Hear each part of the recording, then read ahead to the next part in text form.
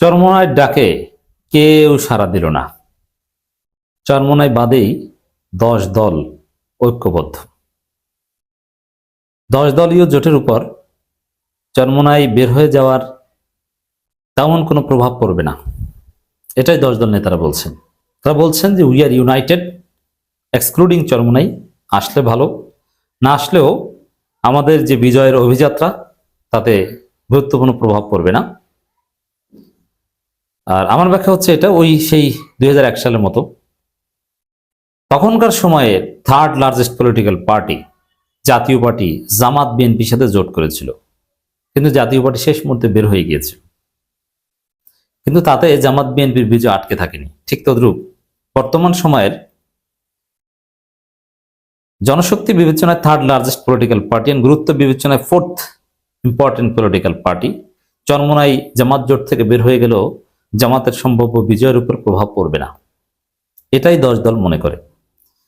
Important বিষয়ে যখন চরমোনাই জোট ছেড়ে গেল, গাজী আতাউর রহমান সাহেব যে সংবাদ সম্মেলন করলেন সেখানে তিনি অন্যান্য ইসলামী দলগুলোকেও জোট ছেড়ে আসার আহ্বান জানিয়েছিলেন অনেকটা স্পষ্টভাবেই, যে জামাত যেহেতু ইসলাম থেকে দূরে সরে গিয়েছে, অতএব আপনারাও প্রশ্ন করেন জামাতকে কেন ইসলাম থেকে দূরে সরে গিয়েছে, তারপর জোট ছেড়ে আসেন। এমনকি তারা এটাও বলেছে তাদের ওয়ান বক্স পলিসি এখনো বহাল আছে এবং তাদের সাথে যে কেউ আসতে পারে, এবং তাদের যে সেই কথিত 32 আসনে কাকে সমর্থন দিবে, জিনকে না পরীকে, সেটা তো খুঁজে পায়নি।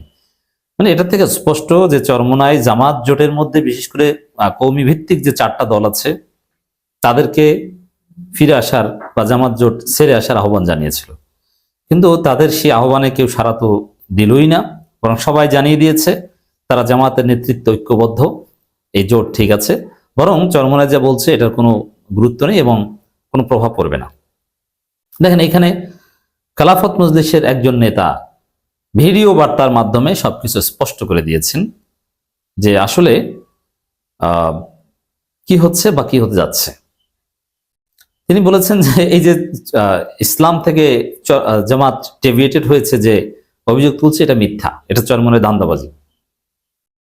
কারণ জামাতের বিরুদ্ধে যে পয়েন্টে অভিযোগ তুলছে এই পয়েন্ট বহাল থাকা অবস্থায়ও অপব্যাখ্যা করছে চরমোনাই, সেই অপব্যাখ্যা বহাল থাকা অবস্থায়ও 80 আসনের জন্য দর কষাকষি করেছে।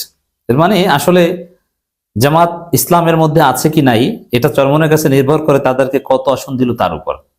এখানে দলিলের বা প্রকৃত পক্ষে আদর্শের কোনো মূল্য নাই। তাহলে চরমোনাইয়ের সাথে অন্য 10টা প্রচলিত দলের পার্থক্য কি? কোনো পার্থক্য নেই, কারণ তারাও রাজনৈতিক স্বার্থের ভিত্তিতে কাউকে মুক্তিযুদ্ধের পক্ষের শক্তি বানায়, কাউকে রাজাকার বানায়। চরমোনাইও জাস্ট আসনের বিনিময়ে আসন দলিল, আসন হচ্ছে উসুল, আসনের উসুলে যে কয়টা আসন দিল, উসুলে আসনে কাউকে ইসলামের মধ্যে রাখে, কাউকে ইসলাম থেকে বের করে দেয়। সেখানে মামুনুল হকের দল সহ অন্য সবাই জানিয়েছে না, জামাতের সাথে আমরা ঐক্যবদ্ধ, নতুন কোনো ডেভিয়েশন হয়নি, সব ঠিক আছে, আর চরমোনাই নাই, এর কোনো প্রভাব পড়বে না। এখানে একটা বিষয় স্পষ্টভাবে বলি, চরমোনাই যে নাই, এখন পর্যন্ত প্রায় 24 ঘন্টা পেরিয়ে গেছে তাদের জোট ছাড়ার ঘোষণার, এখন পর্যন্ত তারা একটা যুক্তি দিতে পারেনি যে আমরা এই কারণে নাই। তো এটা তো সবাই বুঝেন, শিশু এবং পাগলও বুঝে যে চরমোনাই জামাত জোটে নাই, আসন সমঝোতা হয়নি এই কারণে, তাদের পছন্দ মতো আসন পায়নি এই কারণে। এখানে অন্য যে যুক্তি দিচ্ছে এটা যে মিথ্যা, এটা শিশুও বুঝে, এটা তারাও জানে। এখন পর্যাপ্ত সংখ্যক আসন পায়নি, এটা তো প্রশ্ন। আচ্ছা, কেন পায়নি? এর পক্ষে একটা যুক্তি কি দিতে পেরেছে? তারা 50 আসন পায় কোন যুক্তিতে? লেট অ্যালোন 70-80, 50টা কোন যুক্তিতে পায়? করুণা ছাড়া। একটু দলিল দিক, অতীতে কয়টা জিতেছে? এছাড়া কোন জরিপে তার 50টা পাওয়ার যোগ্য? কয়টা জিতে আসতে পারবে? এরকম কোন দলিল আছে?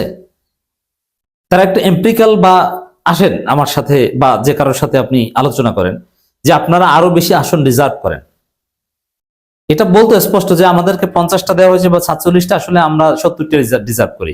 কেন 70টা রিজার্ভ করেন? পারলে সংবাদ সম্মেলনে এটা ব্যাখ্যা করতেন।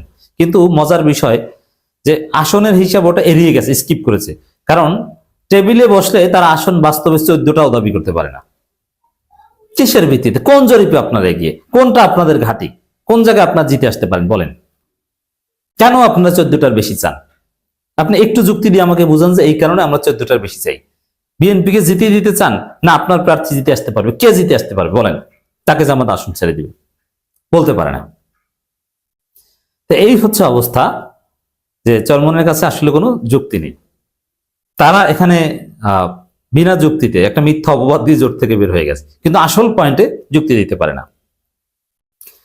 তো দর্শক, এই জায়গায় কালবেলার একটা খবর, জোটে না থাকা দুঃখজনক, তবে প্রভাব পড়বে না, এটা বলছে 10 দলীয় জোটের নেতারা। যে চরমনের প্রতি মায়া হয়, করুণা হয়, থাকলে ডেফিনেটলি ভালো হতো। 3% ভোট, এটা তো কম না। তারা একটা সুসংগঠিত দল, আবার ধর্মীয় একটা শক্তি, definitely it would be good. But এতে যে প্রভাব পড়বে তা না, বিজয় বাধাগ্রস্ত হবে না। কেন প্রভাব পড়বে না? এই ভোটগুলো বিএনপির বক্সে যাবে তাও না, যেহেতু তারা আলাদাভাবে নির্বাচন করার কথা বলছে। অতএব এটা সাইড হয়ে থাকবে। আর বাস্তব হিসেবে এটাই যে বাংলাদেশে এখন দাঁড়িপাল্লা ভার্সাস ধানের শীষের নির্বাচন, সেখানে হাত পাখার গুরুত্ব ভেরি লিটল। অতএব তেমন কোনো প্রভাব পড়বে না। শেষ পর্যন্ত জামাত ইসলামের নেতৃত্বে 11 দলীয় জোটে না থাকা এবং এককভাবে নির্বাচনের ঘোষণা দিয়েছে চরমনাইর নেতৃত্বাধীন ইসলামী আন্দোলন বাংলাদেশ।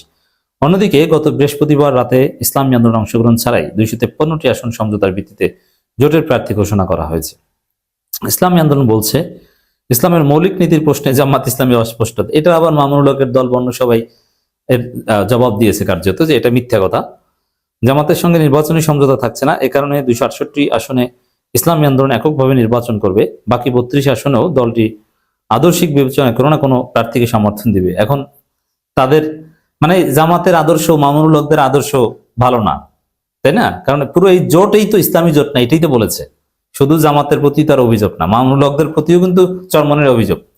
কারণ জামাত এই জোটে ইসলাম নাই, লিবারাল জোট। এটা যদি বলেন তাহলে মামুনুল হকরাও তো সেম।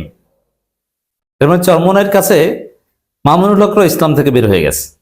বুঝতে পেরেছেন? এটা কিন্তু আপনাকে বুঝতে হবে এবং মামুনুল হকের লোকজনকে বলতে হবে যে আপনারা ইসলাম থেকে বের হয়ে গেছেন।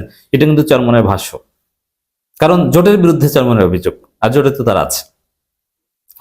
এখন তাহলে ইসলাম শরিয়া আইন কায়েম করতে চায়,